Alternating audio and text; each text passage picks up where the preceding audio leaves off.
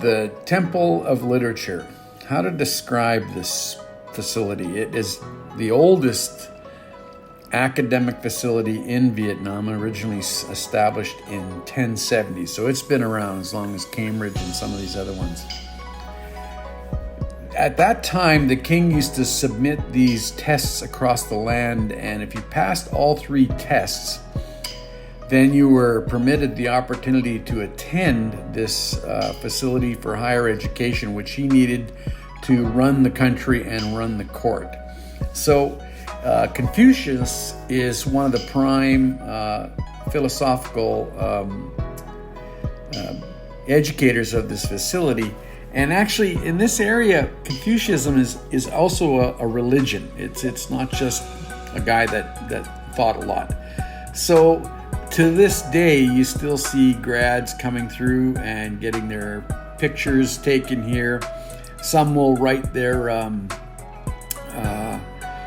signatures on the wall, and and so they also make offerings and pray to Confucius that their academic studies go well, and so it's a kind of a neat, interesting place. And these tablets here have the graduates of any one year that happened, and you can see there's a bit of a graduation ceremony going on here.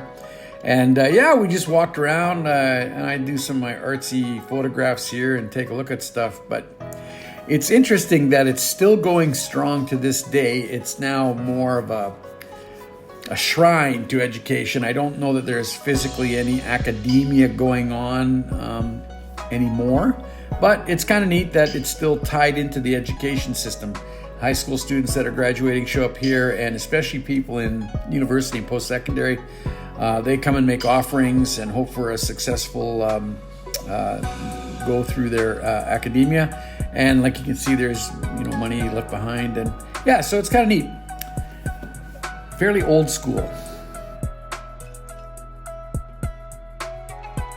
Here you can see a student that's obviously been successful and is now signing the name to the wall, along with hundreds and hundreds of others that have been equally successful.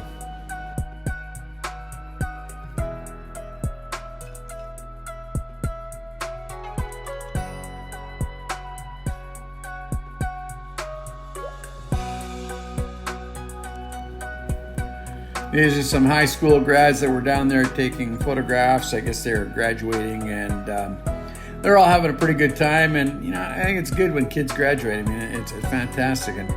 And there's a grad cap that's probably not going to make it home to sit on the shelf for memory to look at.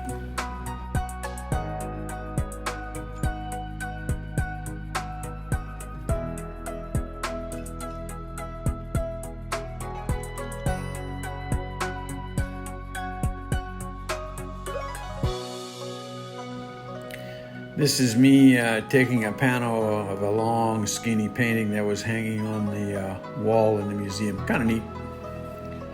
More fancy architecture, and I'm not sure what this is. Could be my name in Chinese, don't really know for sure, but hey, it looked pretty. Notice the crane on the turtle. There's something in the folklore about this, I just can't remember what it is. And again, a little mood lighting caught me, weak moment, I'm a sucker for those artsy photographs. So there you have it. We're coming close to the end of the video, and I bet you now that you've watched this, you're probably all feeling a lot smarter. More of those offerings that I talked about earlier.